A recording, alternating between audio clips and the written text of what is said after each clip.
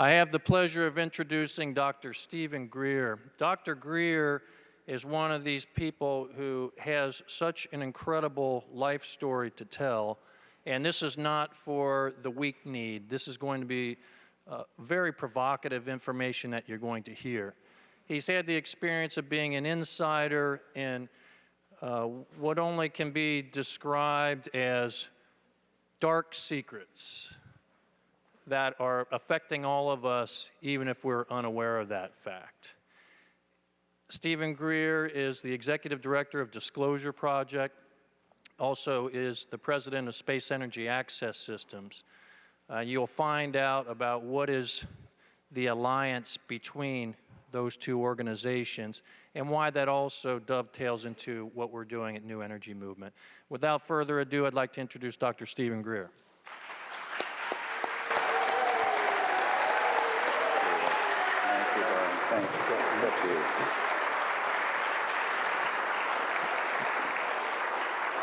Thank you, Joel.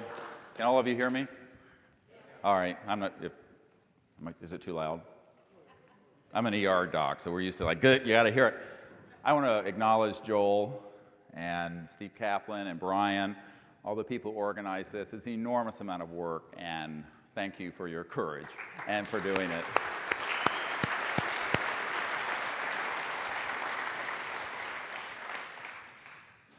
On December 13th, 1993, I was asked to come to Washington to provide a briefing to President Clinton's first CIA director.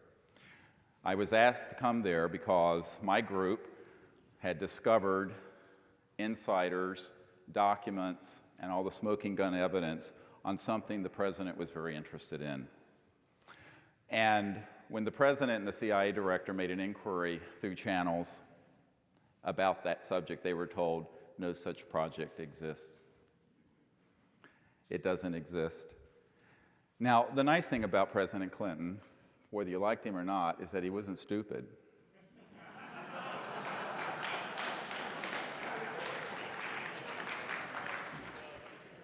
And actually, he's a very smart man.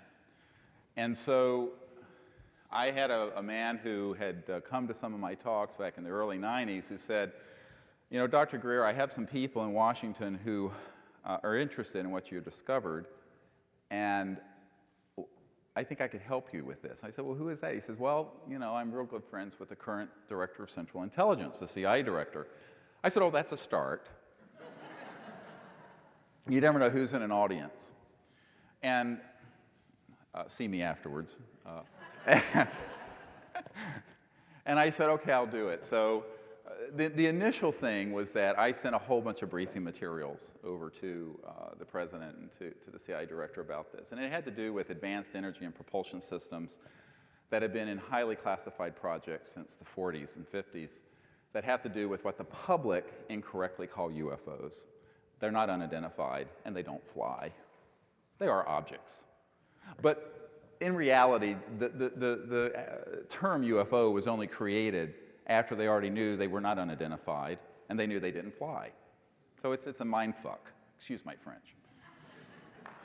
But the truth is, and I'm going to tell you the truth here. I don't have a lot of time, so it's going to be drinking from a fire hose for 2 hours, so get ready. We were asked to put together this assessment for the president and for his national security team. And I did so, and we put together hundreds of pages of materials. But ultimately, what happened was that they were denied access. Now you say, wait, it's the president and the CIA director and the Secretary of Defense. They have access, it's an all-access pass, like at a rock concert, right? Wrong. Wrong, wrong, wrong. They're only given access to what their handlers want them to know, and then only spun and sanitized in a way that gets them to do what they want them to do. The emperor has no clothes. And what happened in this case, I originally got a FedEx from this POC, we call it, point of contact between me and the CIA director. It said, they've made directed inquiries into all the projects that you named, because I have the code names and code numbers of a lot of these operations. And they've been told that these projects don't exist, or they've been told flat out they don't have a need to know. And I went, oh, come on. You know, wait, what is this, the X-Files or something? So I'm sitting here I am an emergency doctor, rattling around. I tell people I'm just a country doctor from Virginia. And I was, once upon a time, another lifetime ago. But in reality, what happened was that these people were honestly told to bug off. Doesn't matter if you're the President of the United States. Now, initially, I thought this was a prevarication, and they really just wanted to know what I knew to try to penetrate our operation. Well, that's not true.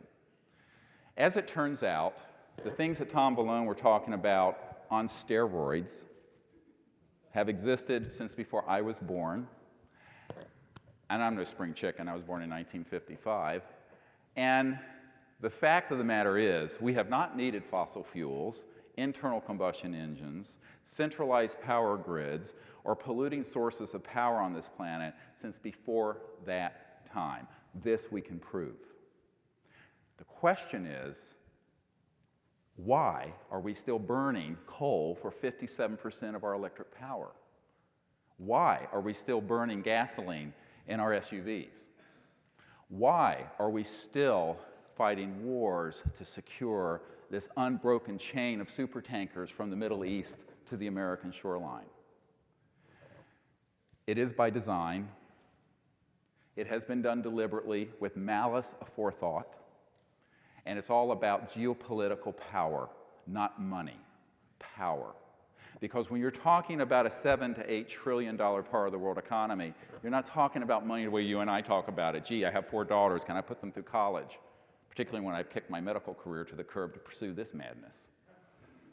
So we think of money that way, but I want you to start thinking of it another way. And that is the ability to be a master of the universe. And the folks who keep this world addicted to the oil economy, it's not even about oil per se. It's about centralized power, centralized distribution of energy that runs the entire industrial world, and who's in the catbird seat running it. If you know nothing else from this talk, remember that. It is about power. Now, the unfortunate thing about that, and I don't know if these guys are just guys who were not breastfed long enough by their mothers or what, but I'm sorry, but I just had the flash on this. But the truth is, there is this addictive quality to power, and a particularly covert power. It is an aphrodisiac. It is a drug. And there are a certain number of people who are desperately addicted to it, and they're dragging down the earth and human civilization with them.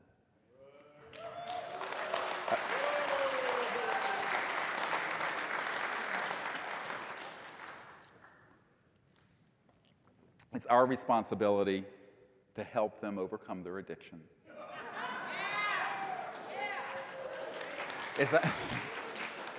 It's our responsibility not to be enablers of this situation. Now, the CIA director and I had a 3-hour meeting under the ruse of a dinner party. And during the course of these 3 hours, I went through the evidence, and I went through documents, and I went through all this stuff. And that lasted approximately 9.3 minutes. The rest of the 2.5 hours or so was spent on who the hell are running these projects, why are we being kept in the dark, and what are the implications of this information coming out. And I say to people, no aspect of life on Earth will be unchanged by the disclosure of this information.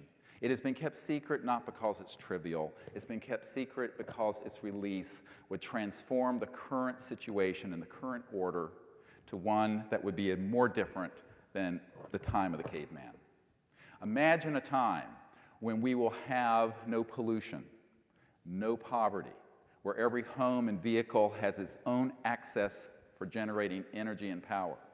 This is not the Jetsons and futuristic looking down 2300. This is something that is extant, on the planet, operational today. This is very good news.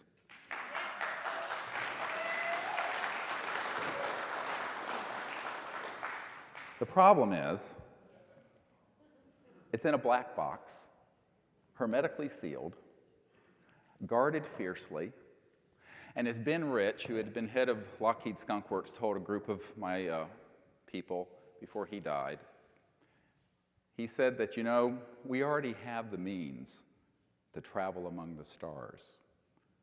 But those technologies are locked away in a super secret project, and it would take an act of God to ever get them out to benefit humanity. And it's a crying shame. It's true. And here we sit, while our boys are dying in Iraq, fighting over the second largest oil field in the world. Let me tell you a story. February of '03, a very close friend of the Bush family who I work with, the consigliere financially for them, called me up and said, we're going into Iraq. They won't find weapons of mass destruction. I'm quoting, because those have mainly been eliminated. But we have got to free up the second largest oil field in the world, because with China industrializing at 10 or 15% a year with their 1.2 billion people, and India industrializing at 10% a year with their 1.1 billion people, we are on a collision course where we will bring Western civilization to its knees if we don't increase production of that stuff. I thought he'd lost his mind. I thought, well, are we really going to do this for this reason? And we did. Now, I'm saying things that some people would rather me not to say. But I am here to tell you that we're in a desperate situation. We're at what I call V1. How many pilots in here? Any pilots?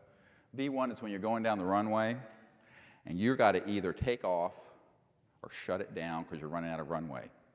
All right? If you don't shut it down, you're going to crash at the end of the runway before you get off, and if you don't take off. So that's V1. Our civilization has been at V1 for about 75 years. Optimally, these technologies would have been out by 1925 to 1930, and they could have been. Seriously. By 1955, we were in a critical and urgent situation on a cosmic timescale. By 2004, we're getting long in the tooth. There is time, but there's not time to do what we've been doing. And there's a very lovely quote I like to use from the Chinese tradition that says, unless we change directions, we're likely to end up where we're going. It's so simple. I love how the Chinese put things, but it's so true. Where are we going? Well, Tom Balone and others, I'm not going to go through all that again about what we're facing in terms of energy supplies and global warming and what have you. And believe me, before we melt both polar ice caps, we're going to have a situation where we're going to have 6 billion people trying to live with lights and refrigeration and cars, fighting over the last barrel of oil, Mad Max style. And it can be better than this. I have 4 daughters, and I have committed the last 14 or 15 years of my life to getting this information out, but also getting the technologies out. So I'm going to divide this into 2 sections, knowledge and technology. And they're 2 separate issues related. And I want to go through a little bit of history here for you, just so you know where I'm coming from. My mom's oldest brother, L. Macon Epps, was senior project engineer to design the lunar module that landed on the moon with Neil Armstrong in it. We didn't land on the moon. The film footage has been doctored, but we landed. And so my family's an aerospace family, and I heard and learned of things when I was a little boy, about 8, 9, 10 years old, that you're not supposed to know about. Things that don't exist, but do. And I started looking into this, and by 1990, through a series of things that happened, I decided, you know, it's time for this information to come out. Aside from the fact that there's definitive evidence, if not proof, that our group has put together that we are not alone in the cosmos. ABC News, Peter Jennings is doing a 2-hour documentary that I've been cooperating with that'll air in February for ABC News on this. But the issue is, if this information has been out there, who's had it and why has it been kept secret? Well, what happened is that on the way out of World War II, and actually before it, there were technologies that were discovered of human origin that would easily replace the need for fossil fuels. But they didn't want to rock the boat then. By the time the early 50s came around, people like T. Townsend Brown and the Beefield-Brown effect had come across ways of annihilating mass inertia, mass effect, so-called anti-gravity, electrogravitic, electromagnetic systems. And I'm not going to go into the arcana of that. There are physicists here better than me to do that. I'm just a country doctor from Virginia, and I don't pretend to be a physicist. But what I will say is that we have the ability now to create a civilization free of all sources of pollution and free from roads between cities. Those could have been done in '55. When Eisenhower started the interstate system, the federal interstate highway system, we didn't need it. By the time it was conceived of, we already had the replacement for it. But he didn't have access. Let me tell you what Brigadier General Lubkin told us. And by the way, if you don't take my word for it, we have 450 top secret witnesses, 110 on videotape already, and we've condensed it to where we have about 60, 70 of them in these videotapes on our table out there. And Brigadier General Lubkin worked with Eisenhower in the last couple years of his term and said, you know, I watched the old man taking reports of these things that our fighter jets were chasing over all of the skies of America and around the world. But he knew that he had been denied access to the corporate-run military-industrial laboratory projects that had discovered the modus operandi, the functioning systems behind these things they call UFOs. And he said he was very upset about it. Eisenhower was shaken to his foundation. This is why when he left office in 1961, a five-star conservative Republican president said, beware of the military-industrial complex. It will erode our securities and get out of control. It wasn't Abby Hoffman who said that. It was Ike Eisenhower, because he had already been stabbed in the back. He had been this close to seeing these technologies and then been denied access, as was Kennedy, as was Carter, as was Clinton, et cetera, and so on and so forth. The question becomes, who then is sitting on this stuff and why? There is a group, the core of them is about 25 to 50 people. There's a policy board of 200 or 300 people. About 50% of them now, 40 to 50%, favor what I've been recommending, and that's disclosing this information. That's the good news. The bad news is that the other 50% are the more rogue, violent elements, and they don't want it out. It is a battle, and I've been in the middle of it since 1990 in a fairly significant way, accidentally, on my way to the ER. By the way, I tell people now, I really miss being in the ER. And this is how twisted is that. Well, I'd rather take care of a sucking chest wound, than a sore throat, but it's just more interesting. But I say now that our patient has to be Gaia and her 6 billion children. Someone's got to take care of this earth. I mean, we are absolutely cannibalizing the planet that is our home when we have the solution sitting in a black box. This is a crime against nature. And I'm not talking about the sodomy laws. I'm talking about what we as a people are doing to our home planet when we have the solutions locked away from us. Now, what does it take to bring them out? Or to have an inventor. There may be an inventor in this room that has a breakthrough that my company is looking for. I don't know. I'll just believe it when I see it. Courage, courage, courage. The indispensable element, courage. After I spent 3 hours with the sitting CIA director and gave him all this information, a very close friend of the president came to my home. At that time, I was living in North Carolina, up in an area called Asheville, up in the mountains of North Carolina. And this man came to our home and said, the president very much agrees with what you're recommending. But he's afraid he'll end up like Jack Kennedy if he does it. I burst out laughing. I thought, you got to be kidding. This is January of '94. And Brian O'Leary and I were, working with each other at this point, and I went, "Oh, come on, Kevin." This guy's name was Kevin. And he says, "No, he is afraid." And so that was my inauguration into upper echelon leaders in Europe and the UN, the White House, the Congress, where they want to know. Everyone wants to know about this stuff. No one wants to do.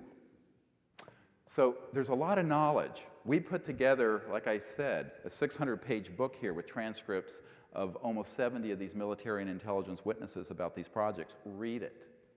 I'm not going to recount it here. I assume all of you can read the King's English. But the problem is, who's going to do anything about it?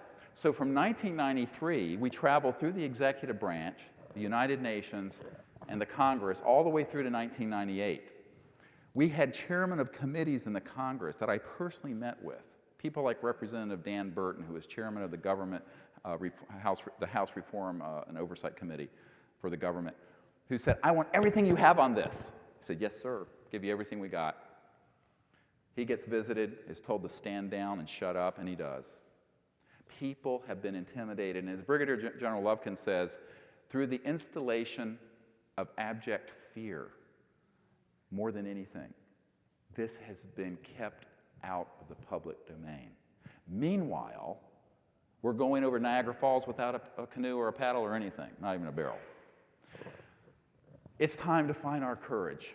And it's time to find our voice. This is why the movement that they're wanting to create is so important. People need to know that technologies and sciences and physics that are way beyond anything that you can learn at MIT or Caltech have been around for decades. And they have been withheld from the public, not for national security reasons, but for reasons of greed, power politics, special interests, and what have you. And every generation that has inherited this problem has said, "You know what?" And I'm paraphrasing an admiral I met with. "This is too big a fish for me to fry. I just want to retire and go fishing in Montana. Let someone else deal with it." And I have been with chairmen of committees, senators on the Intelligence Committee, personally briefed sitting senators on the Intelligence Committee of the U.S. Congress, personally have briefed through numbers of people, all the senior people at the Pentagon. We're talking the head of Intelligence Joint Staff. We're talking the head of the Defense Intelligence Agency. I have personally met with these people. Now, they all support the idea of the wonderful benefits that would redound to humanity by the release of this information and these technologies. But none of them want to go into the buzzsaw of the vast special interests who want to keep them secret. Now, the tail's wagging the dog here, because if you ask me where is the center of power in this whole issue, it isn't in Washington on Capitol Hill or in the Pentagon or in the Oval Office. It's in the work for other sector, the Beltway bandits, the corporate sector, the transnational financial interests, and particularly certain religious interests.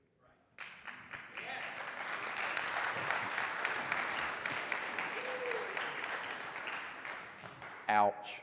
Now, this by no means absolves our leaders of their responsibility. By no means.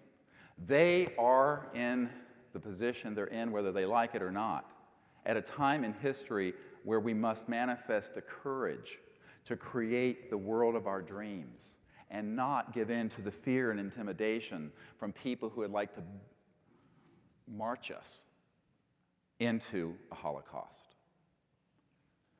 We can do better than this, but it will take a lot of people helping us do it.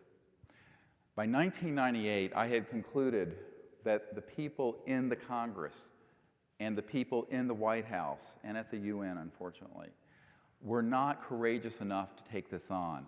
The Secretary General of the United Nations, Boutros Boutros-Ghali, his wife and I met extensively about this. He was absolutely threatened and forced not to hold a massive disclosure event at the UN. Kofi Annan, when he came in, initially said, "We'll let you have it here," and then some people visited him and scared him, and he withdrew the offer. True story. I mean, it's, you know, I'll do an autobiography someday. Nobody will believe it. It'll have to be a novel. But the bottom line is that it keeps falling back in our lap, us, the people. I have no official standing, none. And I remember years ago in 1992, the head of Army Intelligence saying, just who the hell do you think you are? I said, well, I don't know. I guess I'm just too dumb not to know who I'm not.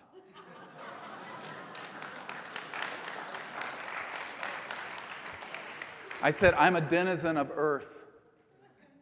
And then I looked at him, I did my alpha male thing. I said, look, buddy, my people were some of the original founders of the United States. My father's half Cherokee Indian. You stole this whole country from them. Screw you and the horse you rode in on. Here's what we're going to do. So I said it to him just like that. But the problem really comes down to leadership. It really does. The things are out there. People are going to have to put the technologies and the information with leadership. And I'm afraid that doesn't exist on Capitol Hill. I'm not saying there are no good people up there, but they are not risk takers. They're risk averse. And the buzzword is CYA. Same thing at the Pentagon. Cover your ass. They are not going to go out on a limb on something this incendiary, where they're going to have to bite a lot of the hands that feed them. And we're talking big hands. We're talking Godzilla's hands. So the bottom line is that the people are going to have to demand change and are going to have to evince the courage to bring out the Generation 1 versions of these systems. Don't expect Lockheed to open its treasure chest anytime soon. I wish they would. I think we have to do it, and they'll follow in our wake. And I'm being modest. I'm not saying I think, I know. I've been told this by these insiders. I mean, read between the lines. I've met with everyone who's a significant principal in this issue. And they are simply not going to step out in front of this. And the ones who have met a fearsome fate. Back in the mid-90s, how many people remember there was a CIA director named Bill Colby from the 70s? And his best friend, who was a colonel, a full bird colonel, approached us and said, you know, Colby had been involved in this cell, this compartmentalized operation dealing with this issue back through his career. And he is now elderly and wants this out. And he was still in touch with, remember, this is not a monolith. The group that runs this is highly fractured, very much divided. But he was involved with a group that was more supportive of what we were calling for. So he asked for a meeting between a member of my board, who I trust very well, and him. And he was going to transfer $50 million in seed funding and some of these operational technologies that had actually been derived from the studying of off-planet extraterrestrial vehicles.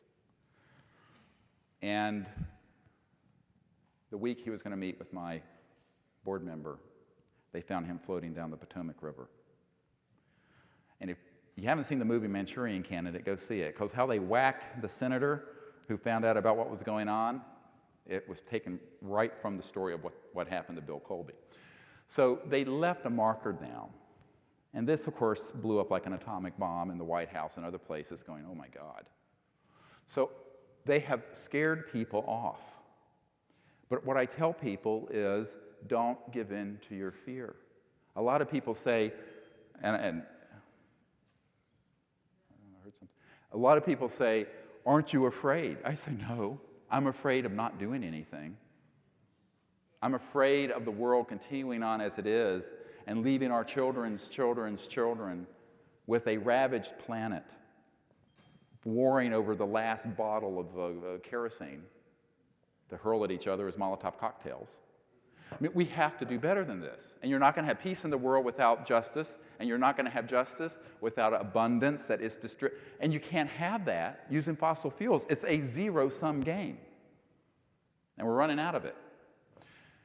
So we as a people have to realize that we're at this moment in time where information, knowledge, and the actual physical technologies have to come out. Generation after generation after generation of people who've been on the inside have said, yes, this should happen, but I don't want to be part of that. I don't want to be responsible for that. And it's because they know what's involved to bring this out. This is not a small matter. If it were trivial, it would have been done. It's a very difficult issue. This whole new energy question is something that is difficult because it has such wide-ranging implications for every aspect of how the world works. But that's a good thing, because much of how the world's working is screwed up. You know? I mean, it's like people say, gee, I'm glad I'm not normal, because normal in this world's pretty bad. We have to then look at this, looking down the road generation after generation after generation. What are the consequences of doing nothing, and what are the consequences of action? There are short-term consequences to our acting that may not be comfortable for us. It's easier to be passive. It's easier to look the other way. It's easier to drive by the wreck on the interstate rather than stopping if you're a doctor and helping. But I always stop and help. Well, we have malpractice insurance. If some jerk wants to sue me when I'm doing my best, so be it. The point is, we as a people are responsible for this planet. Don't blame this on our leaders. They're men and women like you and me who put their pants on one leg at a time. And they have been overwhelmed by this problem. By the end of this meeting with the CI director, he was virtually in tears, saying, my God, what are we going to do? What are we going to do? He knew what a big problem this was. And I said, we have to do the right thing. But the right thing isn't necessarily the easy thing. And we have become a civilization of passive cows who like to drive through McDonald's or Krispy Kreme and get fat and happy and be passive and be fed while the world destroys itself around us. We got to wake up.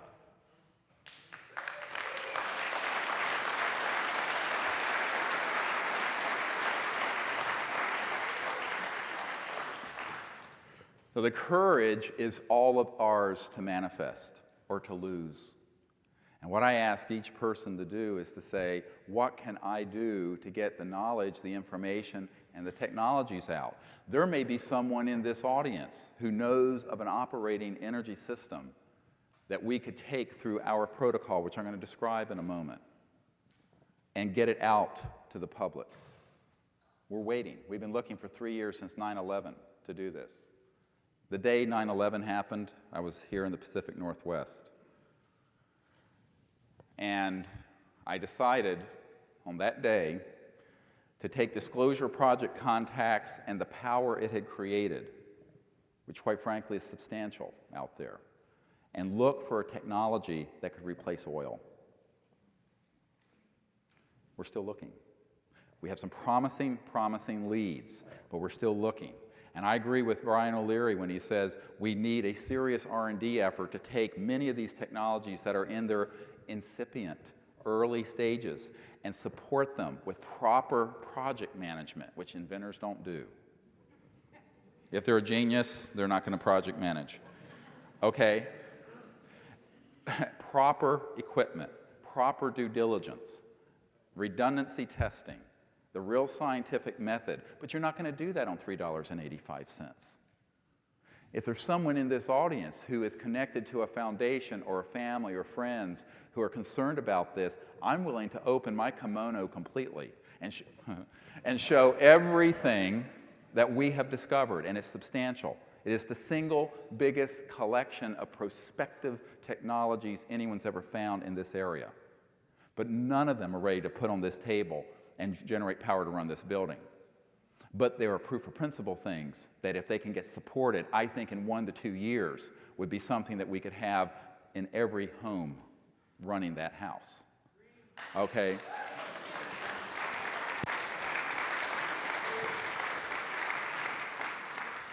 Now, if I had stayed working as a doctor and invested wisely, I could have just funded it myself. That's the irony. But I haven't, and I have 4 children to support, and it's been a struggle. But there are people who need to do this. I just saw on the way out here, there are 313 billionaires in the United States now. There are 313 people who have $1,000 million or more apiece.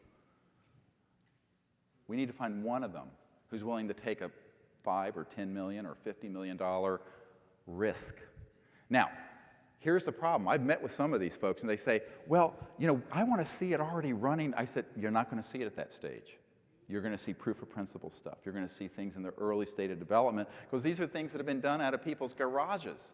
The Generation 32,000 version, that's at Lockheed and Northrop and E-Systems and SAIC, and I can name you all the corporations that are sitting on this stuff, Bell Labs, Lucent Technologies, they're not going to let them out. So if we can put together a coalition of people to support the inventors and support the strategic team, we can move it out. I met with Ted Koppel. I don't know if you know, he's a guy at ABC Nightline. And he and I talked about what? You know who he is? And he said, if you can have one of these things developed to the point that it can be demonstrated and triple vetted by independent scientific entities, which is our requirement, I'll have it on the show. I said, we'll get ready to have your satellite shut down, but we'll do it. He looked at me. So Peter Jennings people said the same thing. But I said, that's what we're looking for. Now, none of them are robust enough to meet that criteria, but they can get there. Now, when I say none of them, none that we have found thus far, except for a few which are already entangled in either paradigm traps, legal traps, okay, or have already been absorbed into the matrix of covert programs. And I want to go through just briefly what we have found. I don't know if you want to hear this technical stuff, but they fall into several categories. The first category are outright frauds. The majority of things we've investigated are people who are either fraudulent or sincerely wrong. They think they have something, they don't when you investigate it, they just were mismeasuring things, what have you. That's one huge category. The second are people who actually have things that are at an early stage of development or fairly robust, but they're scared to death and won't hand it off to anyone. They live in a state of what I call inventor's paranoia, okay? And what I've said is that, look what I've done. I've taken hundreds of top secret witness testimony, documents that have been handed to me from the National Security Agency archives, put them on the street, and I'm still breathing the free air of Earth. We got security.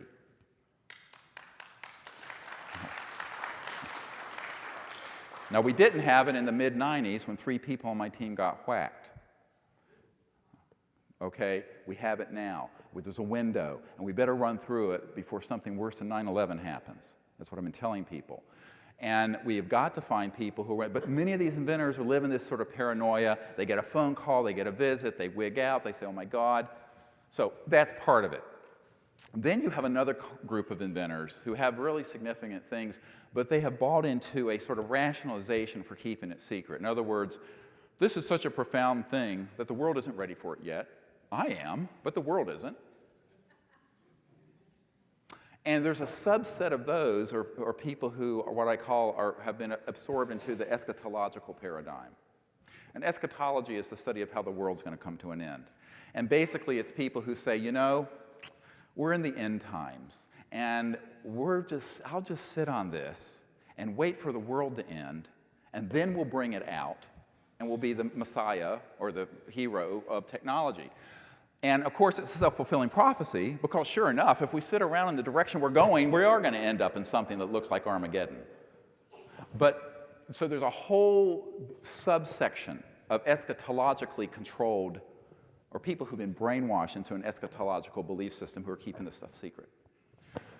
Then you have another group, a very interesting group of people who have things that they've developed, but they took what I call the $10 million buyout. It was a number of years ago, I was meeting at the Wrigley Mansion in Phoenix with a whole huge conference room of spooks. I was invited there the month after I briefed the CIA director because they wanted me to come, and they said, you know, you don't need to worry about talking to people like the president or the CIA director. They don't know anything, and they're not going to know anything. If I were you, I'd talk to, well, certain people like us who run all the supercomputers for the government through contract arrangements and who do all the financial transactions globally and who are doing the WFO programs, the work for other programs for the Department of Energy and other agencies. I would be talking to people like us. But in the course of this, they inform me, we already have these technologies. And whenever a good one pops up, we just go and offer them what they need to get them to cooperate. And they said, we've given around 10,000 people over the years, not all in one time, over $10 million or more apiece to get their cooperation in keeping this area of knowledge secret. So we've invested a lot of money in this. I said, that's a rounding error for you guys. Who are you kidding?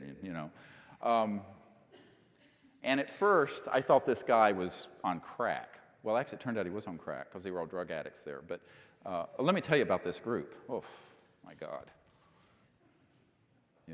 You wouldn't believe it. But I said, what are you trying to tell me? That anything that's good gets absorbed into this and disappears? He says, for the most part. And if not, we threaten the people and eventually we erase them.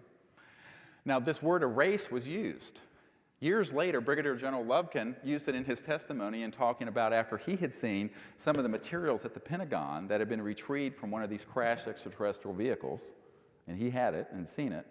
He was visited by an intelligence officer who said, if you don't cooperate, there have been erasures. He says, what do you mean erasures, man? His testimony is great. And the guy said, well, people just are erased. So many of the inventors do get intimidated, which I think is a shame. What they need to do, if they do it through second, third, fourth-hand parties, or however they do it, they need to transfer their knowledge to people. If not our group, some group, they can get it out there. They sit on it too long, and Tom Valone said, then they're 80 years old, they die, and they take their secret to their grave. This has happened 1,000 times in the last century. It can't happen anymore. We've got to get wiser. We have to be smarter. We have to work together, and we need to bring this stuff out.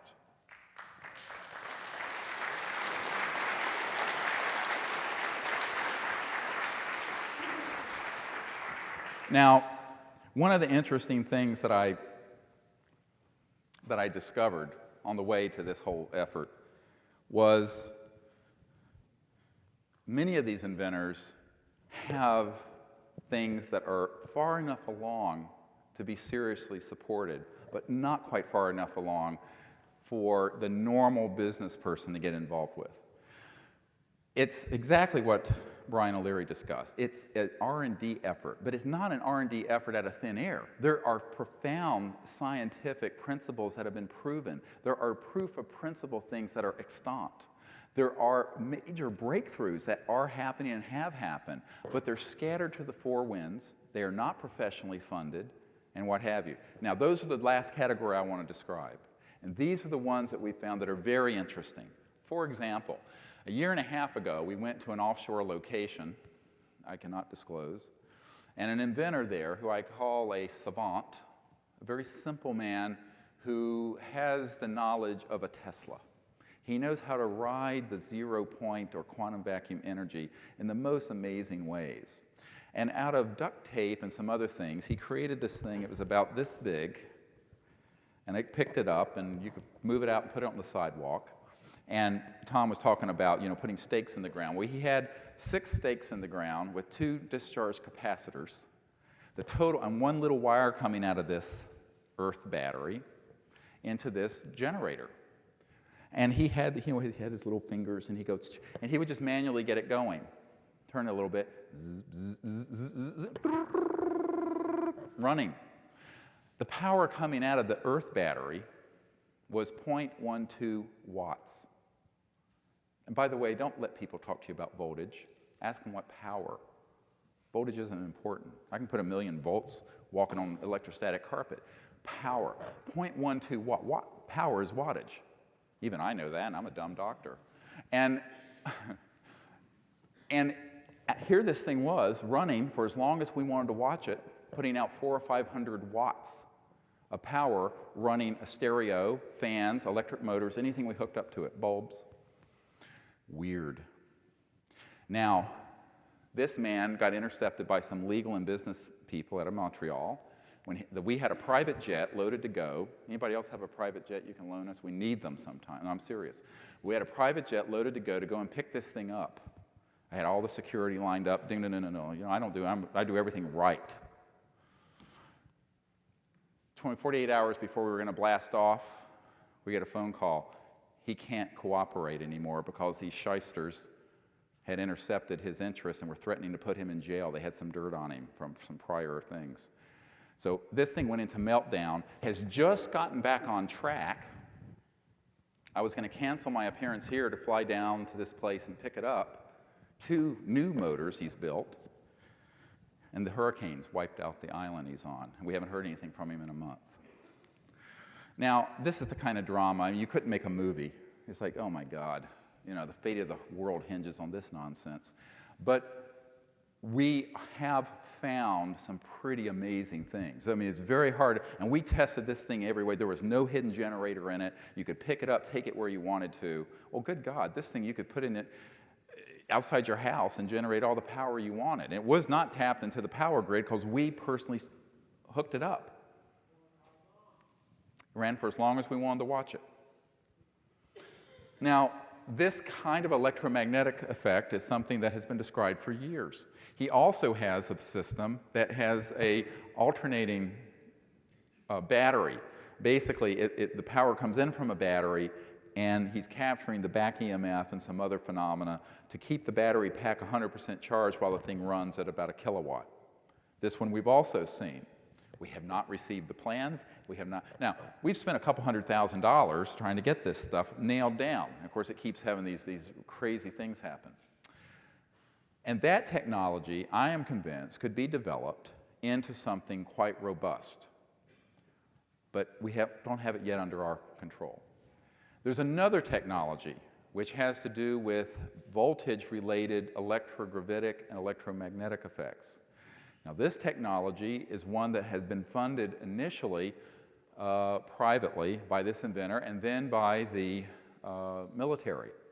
The military man who classified the work discovered that his money was going to be cut off because this man who had this breakthrough had discovered the equations and the technologies that are equal to what they have at Lockheed Skunk Works, where they're building these ARVs, alien reproduction vehicles that float around. This man, the inventor, has offered SEAS, my group, all this technology, and the colonel who classified it will declassify it to give it to us. But we need $2 to $3 million to bring it from its current proof of principle state to something that you could then start adapting to Boeing aircraft or to generators in your house. But that's not a lot of money. Where's the money? Someone's going to have to look at this thing in the proof of principle stage and say, I'm willing to take a flyer and do it. But this is real stuff. This is really amazing technology. There's another technology that deals with a solid state generation of electromagnetic energy through a resonance factor using specialized crystalline materials. And there have been several people who've stumbled across this over the years. I know Mark Cummings did an experiment years ago. But we have found there are a couple inventors who have these things that are operating, but they have probably $3 to $5 million in R&D to be able to adequately capture the strange waveforms of electromagnetic energy that are coming out of the machine. Now, you can measure them, but it's not something that is robust enough to be, quote, impressive. You can't take it on Nightline or ABC News or anything else. But it's there, and it's ready to be further developed. We have identified other people who are using plasma arc type technologies and plasma tube type technologies that have significant over unity generation of energy. There's about a half a dozen of these guys out there, but none of them have anything robust enough to move into full production, never mind even a demonstrable prototype, in my opinion. They're at an earlier stage of development, but they have measured and proven ability to create more energy out of a system than has been man-made put in by its perturbation of the quantum vacuum field. That exists in multiple different technologies that we've collected and we've interviewed, we've gone to sites, we've tested them. And I could go on and on and on. We have about 30 different, what I call transitional technologies, people who have technologies that could take liquid waste and turn it into clean energy, people who could take normal internal combustion engines and adapt them so that they are doubling or tripling their fuel mileage. This has existed for decades. But someone's going to have to put those into prototype development and get them out there. All right, so they're scattered around. We've just gone down, last year we took a flight down to a place in the deep south and went to this old plantation house, and in the barn behind the plantation house was this contraption. And it's a guy who's figured out how to take water and basically create Brown's gas, hydrogen and oxygen, and has invented a special nozzle. You can plug it into any internal combustion engine and run it off of water using this process. But it's this contraption, like a still, looks like a moonshine, you know, when you go in there. But it's a very, very interesting technology. Now, it's by no means ready to be industrialized, but what he can prove is significant. He's even developed it to the point that with some adjustments, he's been able to take humidified air, crack the moisture out of the air, and run an engine on it. We've seen this. Now, why can't these things be supported? After 3 years of going around the world and discovering what we think are the best and most legitimate things, and we've spent a lot of money from the few people willing to support this effort at a modest level at this stage to prove what can be done. And I'm convinced that the technologies are all ready for this next level, but it's a big jump because it's from the garage. Okay? And these are people, some of them are just these long-suffering guys who've worked on this stuff for 40 years. But they're not going to move it to the next level of functional systems without a serious R&D effort around them, and we don't have it. And that's not a few $100,000 or even $1 or $2 million. That's several millions of dollars to do properly. So you've got to find us the funds. All of you are now charged with finding someone who can do this. Call me, and I'll show them everything we've discovered. That's all I can tell you. And if not, just dig a hole in your backyard because it's going to get worse before it gets better. There's no question. Now, if you want to go to our website, you can see what we're doing. The one project, disclosureproject.org, is the one that's collecting the witness testimony and the evidence about all this whole area of covert secrecy and technologies. I encourage you to go there. There's this other, the corporate program which we're running is called Space Energy Access System, and its website is seaspower.com, seaspower.com. And I would encourage you to look at those websites and see, because you'll see we have a whole strategic plan for how to fix this whole issue. Now, I want to talk about that. You know, you're not going to do this through a conventional business effort. Everyone thinks you're going to build another mousetrap, and it'll be a better mousetrap, and it'll get out there. It ain't going to happen. And here's why. You mind if I take this off? I'm hot. So,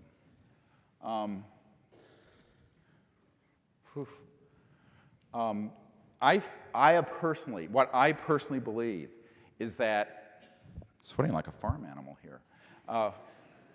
I personally believe that we have to look at this with a whole fresh perspective, because the strategy of dealing with this is part global security strategies, part normal business efforts, R&D and technology, and a big component of it is taking into account this 10,000-pound Godzilla that wants to stop you. Now, let me explain what I mean by that. Let's say that you set up an entity, you know, this gentleman here has a device, and it's already generating 20 kilowatts of power out of the quantum vacuum space, and it's ready for prototype development for pre-manufacture. You put some people together, and you get someone who comes in from an oil company who says, well, I'll support this. We need 60% control of the corporation that has it. And we'll give you whatever, $50 million. As soon as it gets ready to take off, that entity, if they are not already mobbed up with the very people trying to keep it secret, will be offered an ungodly amount of money by people who are mobbed up. I speak from experience directly. This is how the game is played. I have a guy who was with Bell Labs for 30-some years. While he was there were 28 different inventors' inventions that do this kind of, quote, magic. It's not magic, it's a new type of physics that they acquired and put on a black shelf. One of the people who supported my project is an industrialist who stays out of most of what I'm doing because he's terrified. And he's terrified because in the 60s, he was good friends with the chairman of General Motors, who told him privately, and by the way, this guy's a billionaire, and he said that the chairman of General Motors said to him very specifically that they already had the technologies to take the entire U.S. economy off the need of gasoline, and that the output would be either no pollution at all or water vapor. 60s. 2 weeks later, this chairman of General Motors was found dead in an alleged suicide. This man told me no way was that a suicide, he was killed. So what happens is that you've got to have a type of security system in place that's strategic, which means redundancy. If you have something like this, if you don't hand it off to a group like ours to get it safeguarded and out there, hand it off to someone, preferably 100 someones, so that if anything happens to you, it survives. This is what we call detargeting. You have to detarget the inventor. If the inventor has an N of one copy of something, or only has it centralized in one place, they can be made to disappear. So they need to get it out there in a number of settings and forget about the paranoia. We don't have time to worry about that.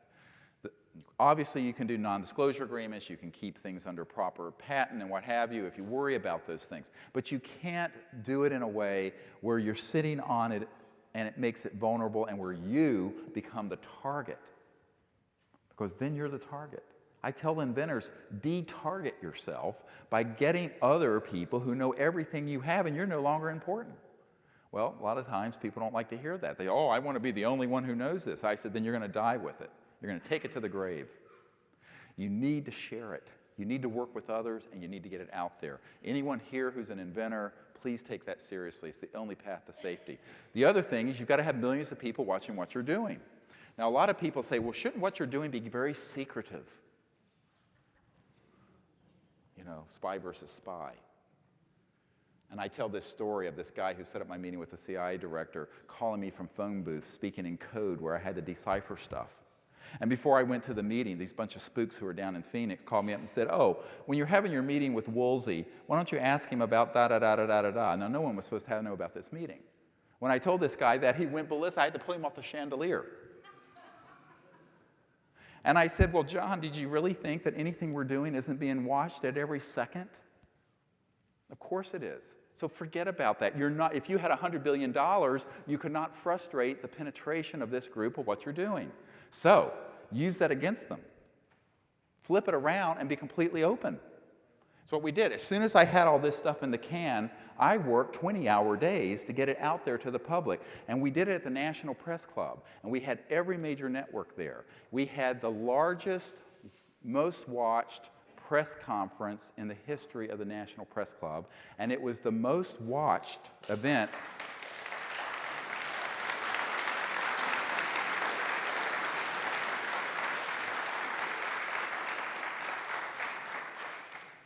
To this date, it was the most watched event in the history of the internet. Not the history of the press club, the history of the internet for a news conference.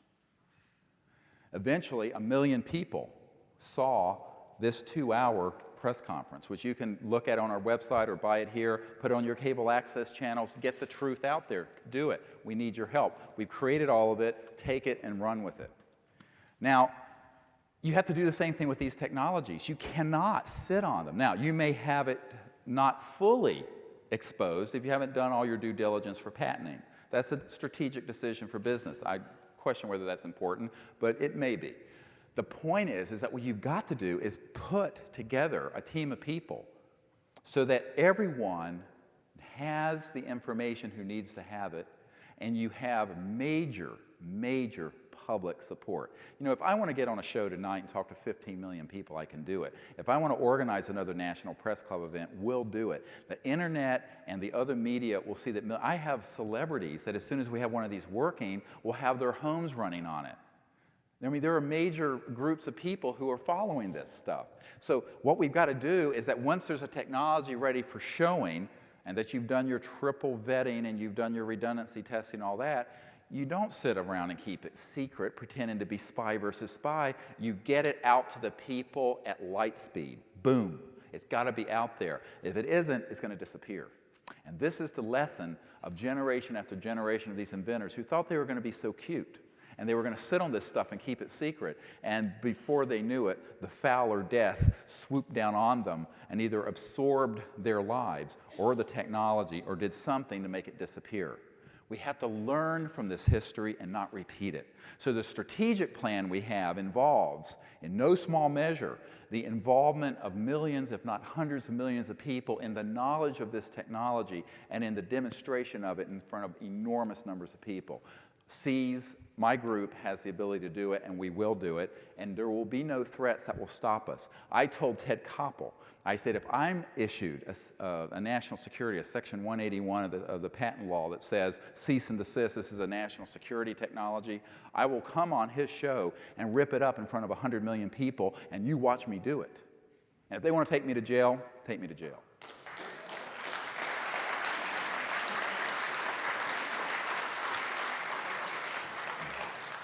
Now, people hate to hear that. You know, I remember back in mid-90s, I had a guy at the NSA who gave me a document, and it was from the original. It was a first-generation copy, top secret, not declassified. And the contents of it are in this first book I have, this one. Extraterrestrial Contact, the Evidence and Implications.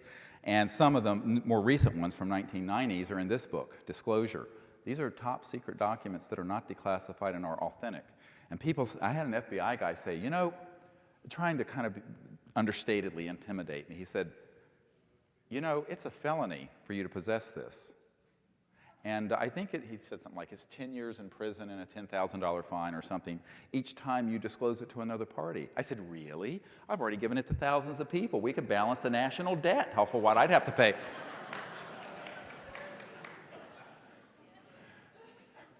And I said, besides, I would love for you to come put the bracelets on. Please, please, please, please, please put the bracelets on me. Because the headline will be, country doctor in Virginia hauled off the prison, and you have just confirmed and proven a document that's a smoking gun that proves the existence of this group because the project number and code is named on it. I said, you want to get on the dance floor? Let's get on the dance floor right now. And he looked at me like, God almighty, and left. Well, I never heard from him again. And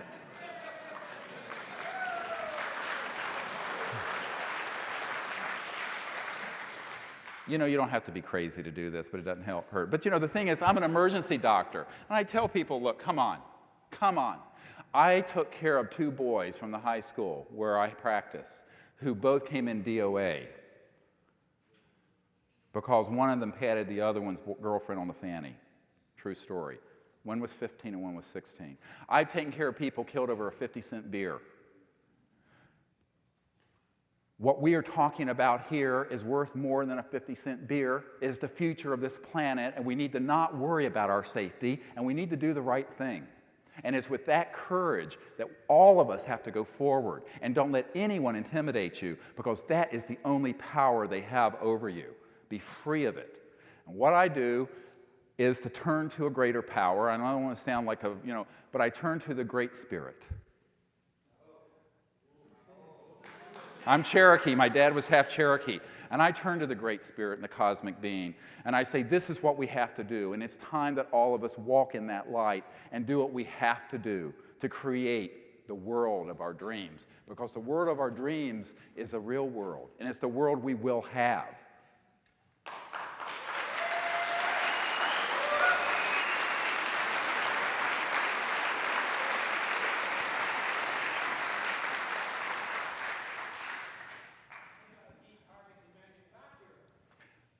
Now, I had the opportunity recently to meet with a member of Congress who's on the House Energy Committee, Commerce and Energy Committee. He's very good friends with John Kerry. And we were talking about this for about 2 hours. And I said, if I find or can develop through some support these technologies to the point that we're confident demonstrating them to you, would you have us before the committee? He says, absolutely. I have multiple members of Congress who are ready to do this, but we'll do it all at once. But what we have to do is professionalize, thank you, Brian, this whole effort. I'll remind you that there is a $2 billion fund provided by the taxpayers in the coal industry to figure out how to clean up coal 10 or 20%. $2,000 million. A tiny fraction of that we could develop and have completed these technologies and have them out there. And if it's an investment, someone will do very well, but they shouldn't care about that. I don't. I could care less. But you have got to be willing to do what's necessary. So what I tell people is that you have to go to your heart and your mind and pull them together and say, what needs to happen? Well, there are men who are working that we've met who have technologies that are really quite amazing, but they're not at the stage where you can demonstrate them to the public and prove anything that would really get on the radar screen. But they are at a stage where you could take some savvy people who run nonprofit foundations, environmental trusts, corporations. If they're enlightened and they care about the world and the world we're leaving our children, they need to join forces with us, and all of us together pull together our resources. And the resources are the following: technical, scientific, management, national security, international relations, and media. Now let me talk about the media. I wrote a paper recently, and this is another thing. My title of my talk is What We've Got to Overcome to Get This Stuff Out, if you remember when we started this little talk. If you were to list all the things that have been responsible for keeping this secret, the single greatest thing is the corruption of the big media. It exceeds any corruption in the White House. It exceeds any corruption in Congress. It exceeds any corruption in any single corporation. The large media is infiltrated through and through by people who dictate to them what it is they report to we, the people. Essentially, the Fourth Estate died several decades ago, and with it, our democracy. Now, I beta tested this hypothesis, but I want to remind you, go to our website, disclosureproject.org, and you will see this paper called Media Play. And it has as an attachment or a reference a CIA document that was accidentally declassified in the 90s, but it was written in 1991, I believe. And in this document, I think it's on page 6, it talks about the fact that the agency has major contacts at every large media outlet in the world to either spin, kill, or suppress stories that they don't want out there. This is not a contested document. So, unfortunately, what Bob Schwartz, who had been on the board of Time Life, told me personally, and this is one of Mike Wallace's best friends, and I was in New York, I do these salons. You want me to do a salon, invite me to a salon where you have, the New York 100 in a penthouse in Park Avenue, and I'm there, and no one knows who's going to come until I show up, and they go, shit, what is he doing here?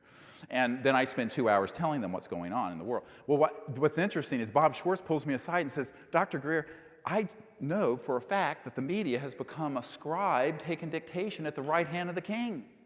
I said, well, who's the king? He says, well, you know who the king is. And it's not the President of the United States, not even W. And Papa Bush, yeah, he's involved with that group. You want me to name the players? You don't want to know. The veil comes back, boom. But the corporate infiltration and control of the big media with the financial and intelligence and military hybrid is how the media kills, spins, distorts stories. Now, to get around that, and this is why we did this at the National Press Club, you have a whole lot of the world's media there. Ironically, when we did the Disclosure Project thing, CNN International had a very long and in-depth coverage. Domestic in the US, it was truncated, very short. The Washington Times, which is the conservative paper in Washington, had a half-page, huge, inside the front section, page 3, serious, credible, and honest reporting of the event. The Washington Post, the liberal paper, this is a mindfuck, again, 1984, just completely ridiculed the whole thing by a guy who I know is on the payroll of the agency and of the intelligence community. It's their point man. Joel Achenbach is his name. So one of the problems here is the corruption is so pervasive, and yet it's very quiet. And it's taking money this way. You see, back door. And the media has become the choke point for information getting out. And so if they can distort it or silence it, the people don't know. Why aren't there 5,000 or 10,000 people here today? There should be, given what's being discussed and given the situation they're in. But how are you going to get the information out?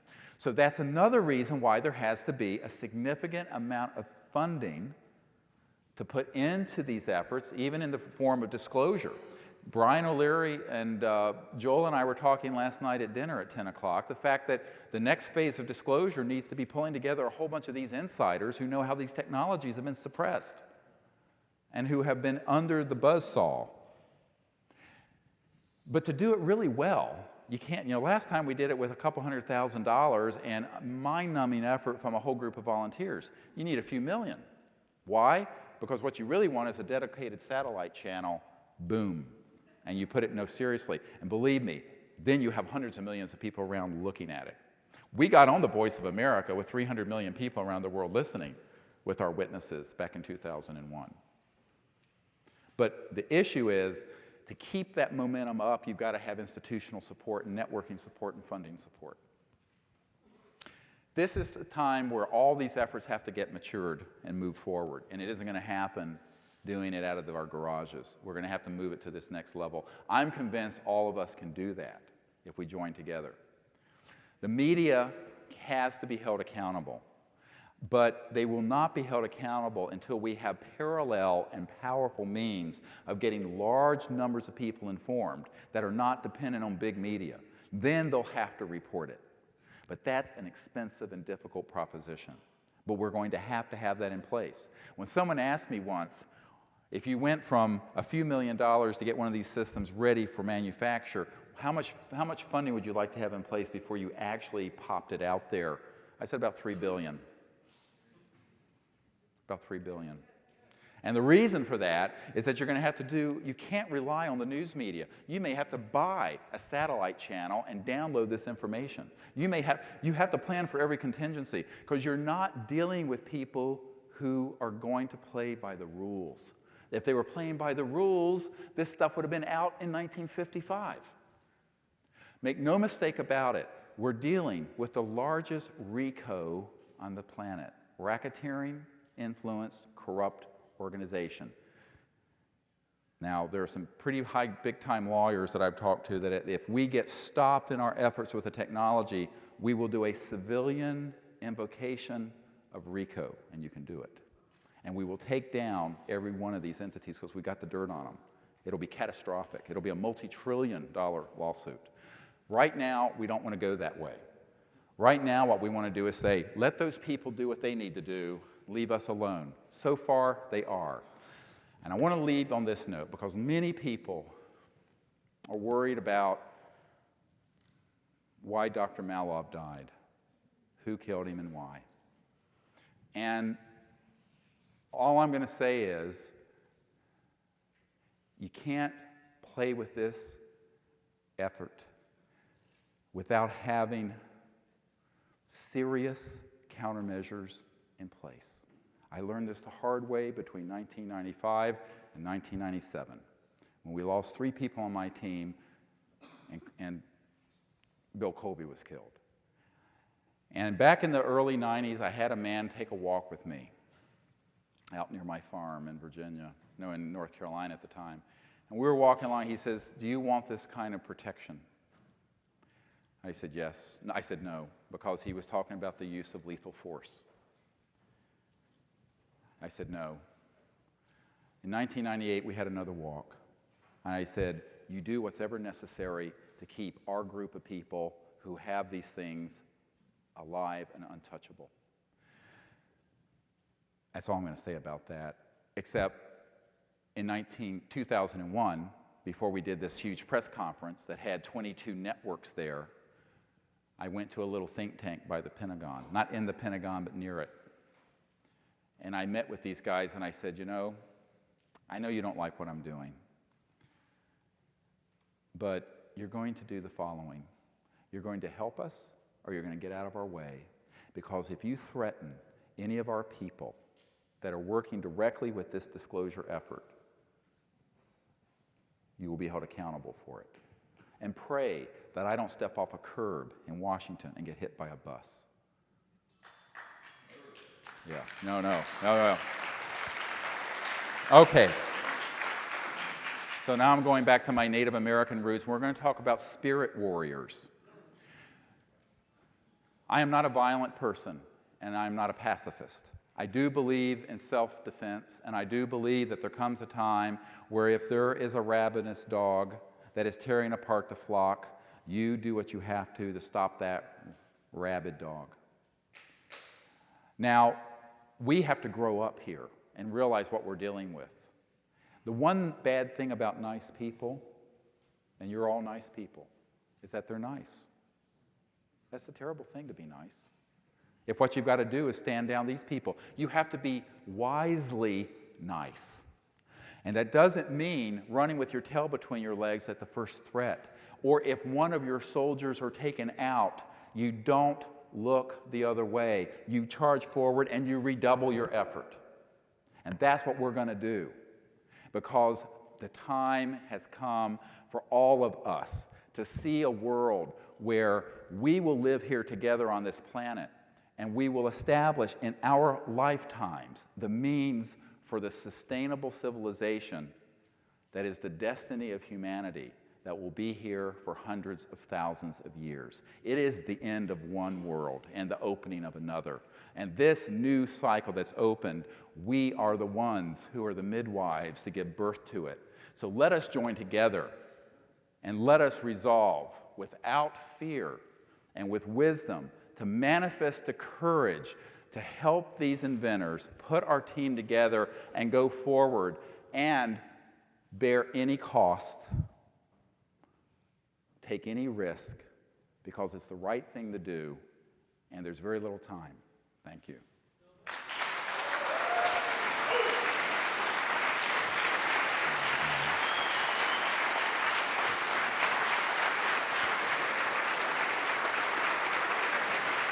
Do you have time for Yeah, we've got questions, absolutely. Yeah.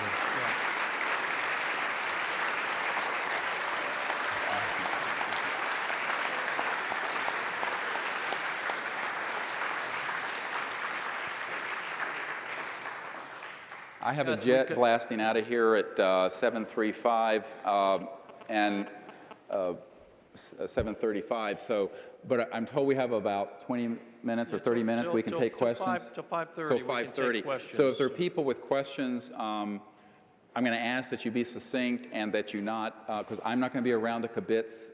Unfortunately, I've got. Anyway, my life is crazy. But I want to take questions, but try not to give a lecture. Ask a question, and I'll try to answer it. Yes? I'll make it very simple. Everything you said is totally consistent with you being a candidate for President of the United States.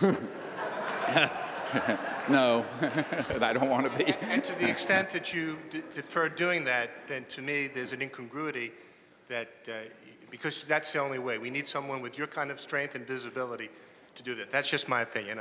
I know, but I'm not politically correct enough to get elected. Yes, I'm too blunt. My work is with internal combustion engines. I drive large tour buses on vegetable oil, demonstrating the possibility for something different. But I'm looking for something better.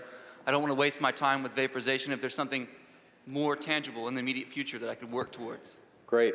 Well, there are things right now that I think could be adapted. For example, this one scientist we're working with, I'm quite convinced that you could convert most internal combustion engines to technologies that would be putting out zero or almost zero emissions.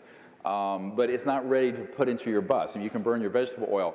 But again, it's a matter of finding people who are willing to help us get these things systematized and developed further. But, and it's an important point that he's making. You know, no one's going to wave a magic wand and suddenly there's going to be a 0-point energy in the boot of your car or in running your house. It's going to be a 10 to 20 year transition. And we barely have that much time if you believe the statistics that Tom Valone was showing, and I believe them. So these technologies that are what I call transitional technologies, things that enable existing internal combustion motors, and there's a billion of them on the planet already, to be converted over to less damaging, if not completely neutral, type of engines, is something that's a very serious effort. And we have an entire file of dozens of these. None of them are at the stage where you can just go drive up to Jiffy Lube and have your car converted. You see what I'm saying? Yeah, but I'm working on it all the time. I mean, I would be there, you know, tinkering with the engine, just something like a direction, like vaporization is a direction now, like what's the direction next that I should aim towards to, you know, tinker? The real direction is going to be doing types of catalytic changes using injections of hydrogen into the internal combustion chamber that increases the temperature and the burning efficiency of fossil fuels so that the emissions are less and that power is increased. These exist, by the way. But again, that's an entire area of research and getting them into development. But that's something we can do. And again, this is one aspect of what SEAS has discovered. There's an enormous number of these kind of inventors. But again, they're garage tinkers, as Tom Valone was discussing. Yeah. Yes, sir. Thank you so much, Dr. Greer, for your works with the free energy movement. And I just found it ironic, coming from a doctor point of view, that you haven't mentioned anything about the quote-unquote medicine that they try to feed people and try to say that it's, you know, effective. I'm not sure the question.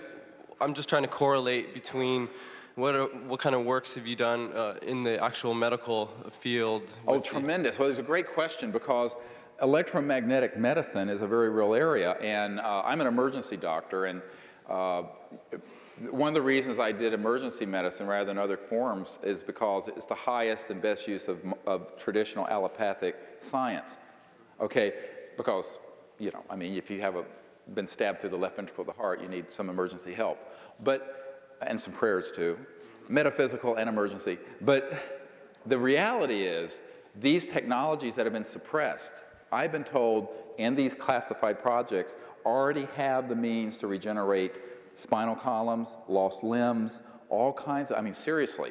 But again, if they disclosed that, the physics behind that medical capability would bring with it the physics of generating the energy. And with that, it would be goodbye $7 trillion oil and coal economy. So the medicine we have today is a faint shadow of what it should be, and those breakthroughs have been suppressed for exactly the same reasons the energy issues have been suppressed. Again, it's a matter of putting, now once, and people say, why am I not focusing more on the medical things? Well, this is a difficult thing to say. If we don't heal the earth, it doesn't really matter if I live to be 60 or 80 or 90 or 120, which is our normal genetically encoded lifespan. You know, we're all capable of living to about 120 genetically, because we won't have a planet to live on. So I've had to focus, you know, it's triage for me. You know, it really is. I mean, I've had to triage my life, and I've had to forego, for the last 5 years, my medical career and all the income that goes with it. But I've also had to figure out, in this whole area, there's so many things I could go into. But does it really matter, and this sounds terrible for a doctor to say, does it really matter if somebody has a cure for some specific disease if we have the entire planet diseased and is getting ready to die on us? So, you know, in a sense, you would like to say it's not an either-or thing, but I'm one guy with only 24 hours in a day, and so much time and energy in this life. And so I'm focusing on that. But you're absolutely right. There are some amazing technologies that I've seen demonstrated that are in the medical area that have enormously valuable effects for healing cancer, fixing nerve damage, eliminating HIV, AIDS from the body, infectious diseases, and what have you. And these have also gone through very vicious, ruthless suppression. And there's a man I know right now who has a device that's like a Rife machine on steroids. It's an amazing thing. But he's scared to death of letting too many people know about it because he's afraid of what will happen to him.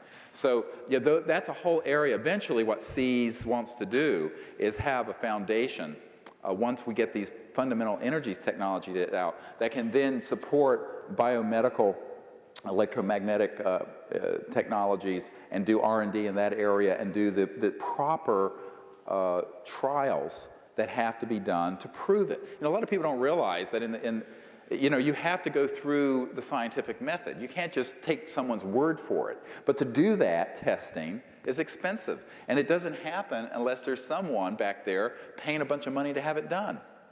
Well, so this is why we need a foundation and a research project to do that.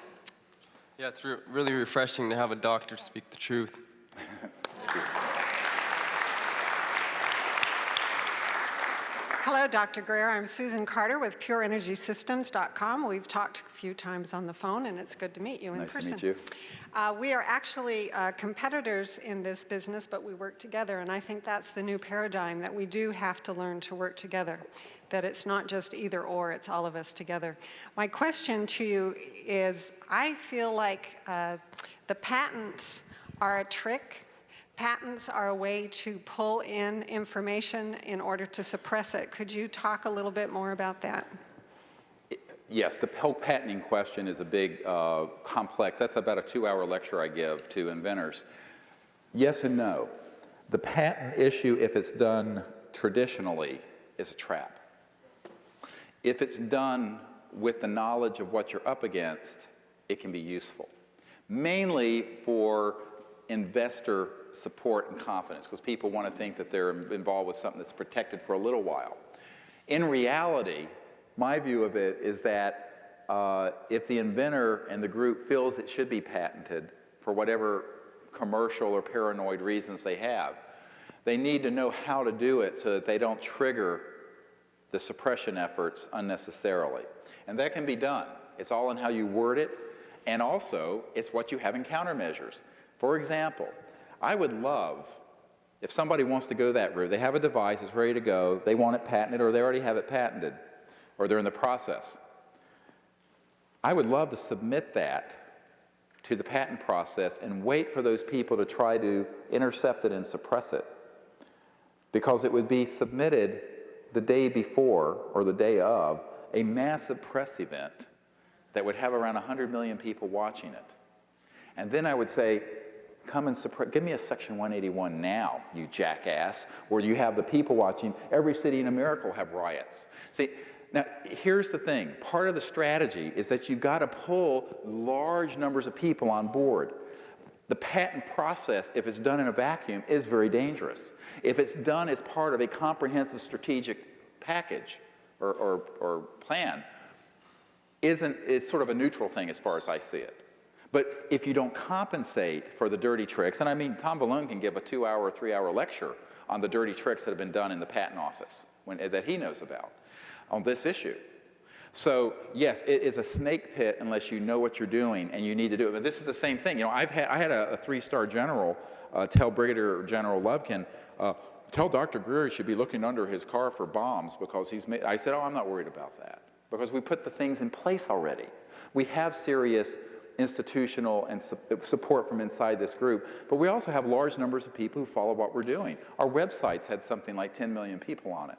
So what I tell people is that if we create enough education in the masses, this is where the mass movement concept that Joel and Brian are talking about is so important, then that can become like an umbrella that is a sheltering branch, as it were, for these things as they come out. And then if somebody wants to patent it, if people know about it, they're going to raise bloody hell. In fact, there are people in Congress I know who would raise bloody hell and would defend that patent if it got suppressed. But you've got to have that kind of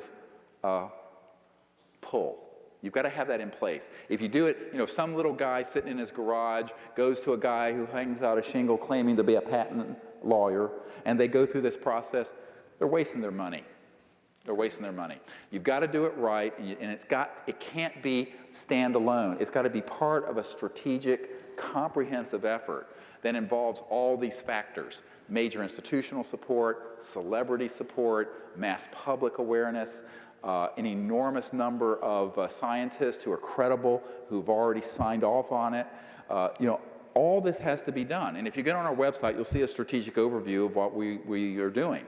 But if you try to do it in an isolated way, it isn't going to work, and it's going to be a very, very difficult and dangerous thing. And I think you're absolutely right. It's sort of a way of getting people to show their hand and end up having the thing shut down anyway. Now, one of the problems with the whole concept behind these technologies is that people think, well, I've got to really, you know, keep everything super secret.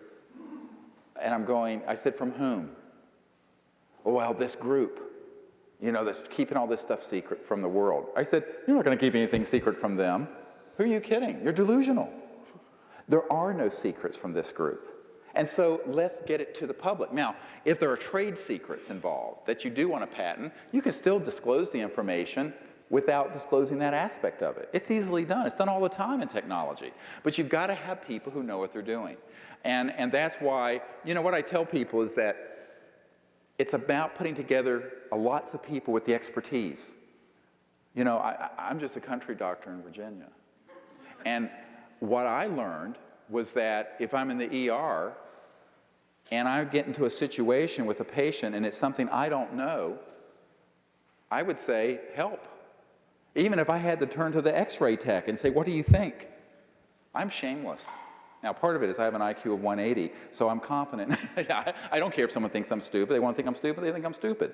But the fact is that what gets you killed is not asking for help. Now, here's the big problem with inventors. Inventors are savants in a certain area, and then they conflate that brilliance into thinking they're an expert in all these other areas. Okay. So they may be brilliant technically, but they know nothing about national security, politics, this cabal that's keeping this secret, the media, strategic planning, business stuff. So you've got to say, Jesus, here's what I know, but be humble enough to say, here's what I don't know.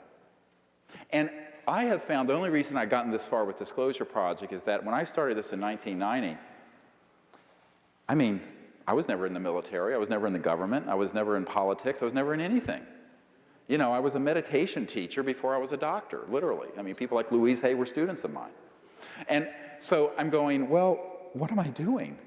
You know, and so luckily, people came to me and I'd say, and so I got a military advisor. I got a national security advisor. I got a guy who knew his way around politics like the back of his hands.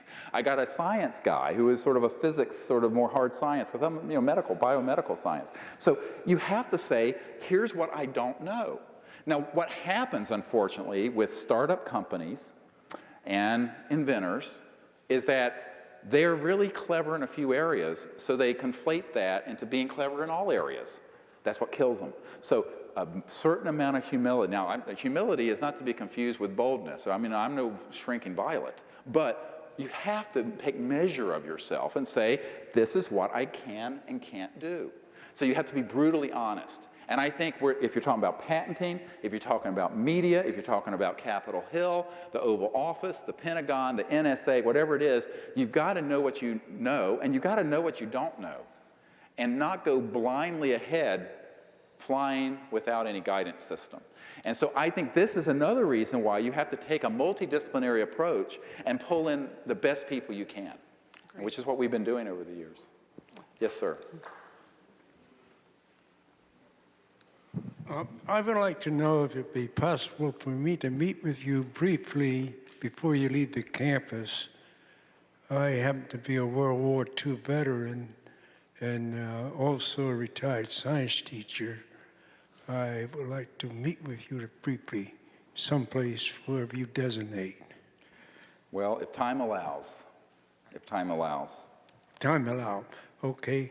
I will watch you very closely. Thank you. God bless you. I appreciate what you did for us. Yes. Hi, Dr. Greer. First of all, I want to thank you as much as everyone for all your writings and works that I've had the benefit of reading so far. You're welcome. What I'm curious about, of course, there's so many questions one could ask you. How many opportunities will I have? But the one that keeps eating on my mind is simply this. I appreciate that there are cabals of people trying to keep information suppressed, and there's information available about technology. But I keep coming back to the fundamental question, what's the payoff of letting the world superheat, of letting things go downhill? They can't be just trashing the planet for no good reason. And I have to wonder if, as you have traveled farther in the belly of the beast than anybody I'll ever know, I wonder if you have gotten some sense of what is their ultimate goal? Is it, God forbid, just some devious way of culling the excess population? Do they have some rabbit they're going to pull out of their hat to make them look as godlike as possible, as saviors? What is their payoff for letting things deteriorate as far as they're going to before they let this technology out? Yes to both of your hypotheses. Now, and to many others, remember, this is not a monolith. You're talking about a group of people. There are people involved in these efforts who were involved because they had to be. Maybe they were a military soldier. But the people who are in the policy entity are still fractured into different subgroups. One of them is all about geopolitical power and money. And they know that this is something that would change the whole way the world works. What happens when every village in India or in Portland has its own energy generation system where it doesn't need the central utility? Well, the first thing that's going to happen is that the $7 trillion part of the economy that deals with those energy delivery and fossil fuel systems will become redundant and unnecessary. But the second thing that will happen, on a parallel path, not sequentially, is that places on the planet today, such as India, Sub-Saharan Africa, South America, that now are living in the jungle with not electrification at all, they're going to do technologically with energy generation and high-tech society what other cultures have done with telecommunications, where they bypassed Ma Bell and the telephone lines and went right to cellular. So what's going to happen is that you're going to have a decentralization of power. And what is going to happen at the same time is that the part of the world that is not Europe and America, which remember is only 10% of the world's population, all of the United States and Europe is 600 million, and the world's 6 billion. You're going to have an empowerment, literally and figuratively, because of the economic prowess and the technological prowess of these other sections of the globe, to where Western power will be relatively diminished, if not completely replaced. It'll be the biggest change in how the world runs ever. And we will have to evolve into a peaceful global civilization with enforcement capability. All right, we won't go, I'll talk about that another time. And it will be a huge change. So you have people who are really concerned about that. They don't want to go into that big of a change because their job has been to maintain the status quo. And this is the biggest tectonic shift in the history of human civilization, in at least recorded history. But what so the other group, now there are other people who are not so concerned with that, but who have concluded that, you know what, this is too difficult, and I think I'm just going to let the whole thing crash. Now, I was told that in the 60s, a group made a decision to just let us not take off and just go down the runway past B1 and terminate. Now, that's a scary thing to say.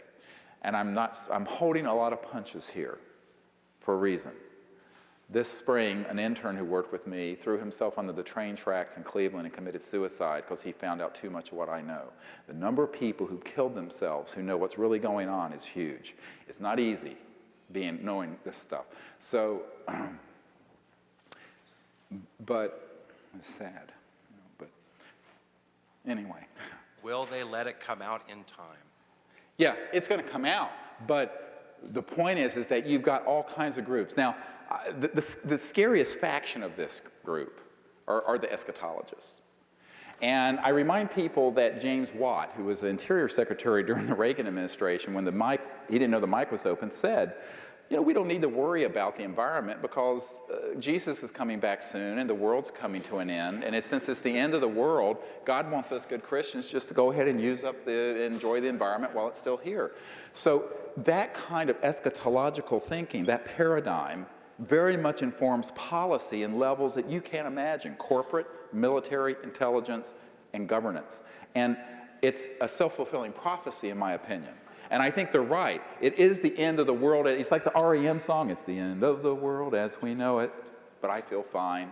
Now, as we know it, it's not going to be the end of the world or even human civilization, but it's a huge change where we're going to go through this transformation from the current world to this extraordinary, sustainable world where the stars will be accessible to us. And that's available today.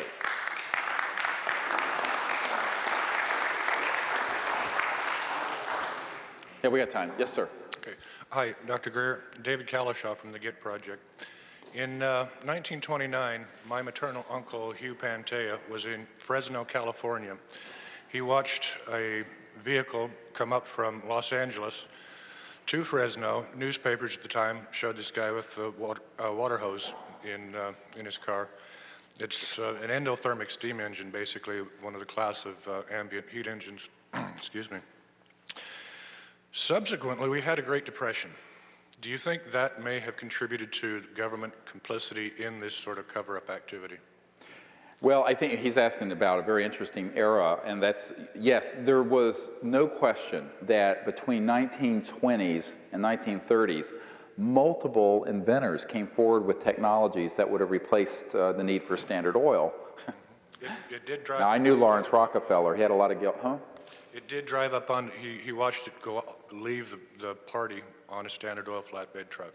Right. He was an eyewitness. Sure. And that's So you know, believe me, the more things change, the more they say the same. It may be a different corporate name, it may be another group of players, but it's really about cartels and power and protecting what's yours. And remember, to go back to this other man's question, there's a guy who I know who was on Ronald Reagan's National Security Council staff, and back in 1993, he said, you know, long-term planning there was 6 months. So, talk about reactionary. So, I mean, you know, the reality is that a lot of these folks aren't exactly visionaries, for one thing. They're apparatchiks. And there's a lot of greed, and a lot of it is denial. They don't want to look at these other consequences. All they want to do is protect what they've got and the power they've got and get more of it.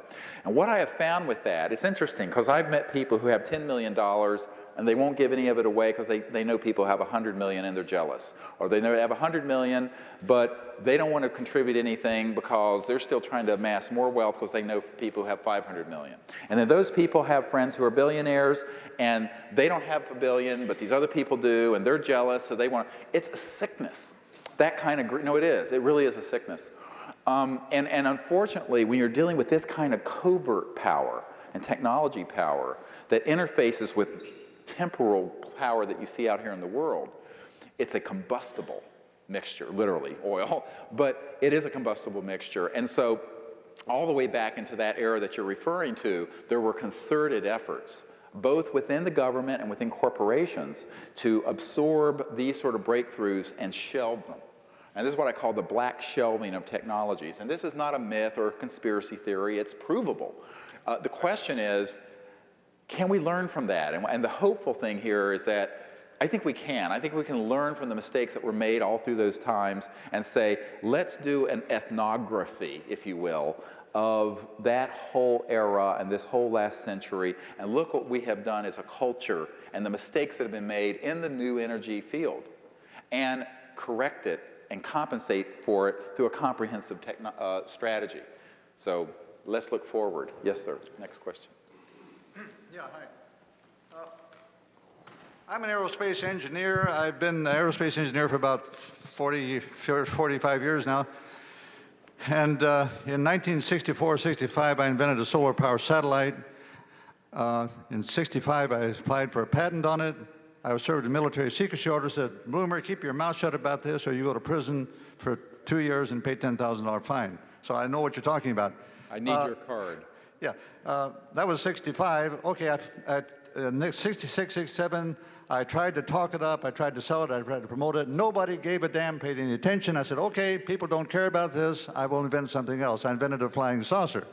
Okay, That ain't easy. It took me 40 years. I have been at it for 40 years, and now I have a toy saucer, which is very commercial. However, I also have, I'm number 5 competitor for the X Prize. The X Prize is a $10 million prize to put up a vehicle that will take people up to suborbital altitude at 62 miles and bring them back alive in good shape.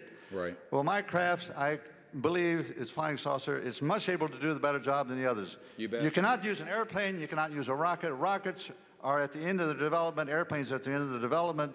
Flying saucers are the future. What's your question? I've got a model of it out here. I'd like to turn it over to... What's your question? Yeah, I'd like to know if you would like to use this thing for your purposes to get started on getting this energy system out. Sure, now, this absolutely. energy, I have a model of it. I'll put it on a table. Excuse me.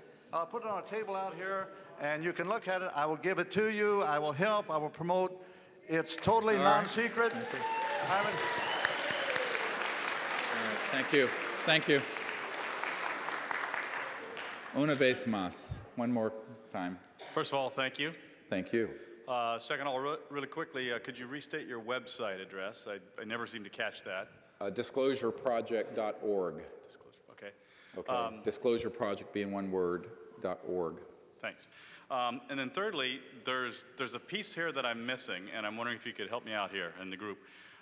So you stated that of this cabal, there's roughly 45–50% that is of the mindset that maybe it's time to let this information out. Right. The other half is no, it's not.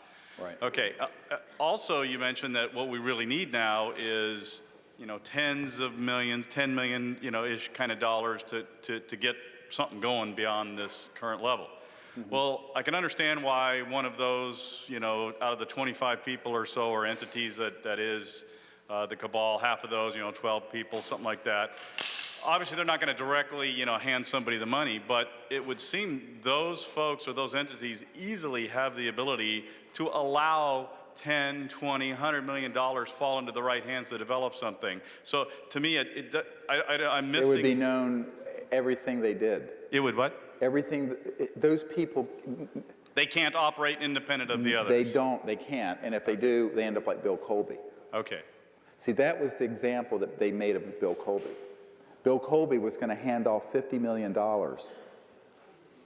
and operational energy devices to our group. Seriously.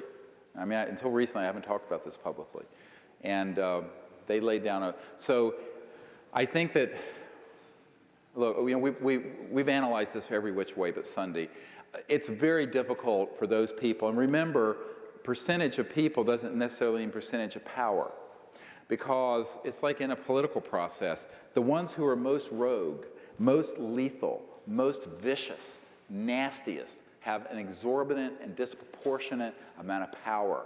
I don't care if you go to the Middle East, if you go to the United States, wherever it is, a small number of people can terrorize. And I said in this, if you go to our website, you'll see that the World Affairs Journal recently published an article that I wrote. They asked me to write this article.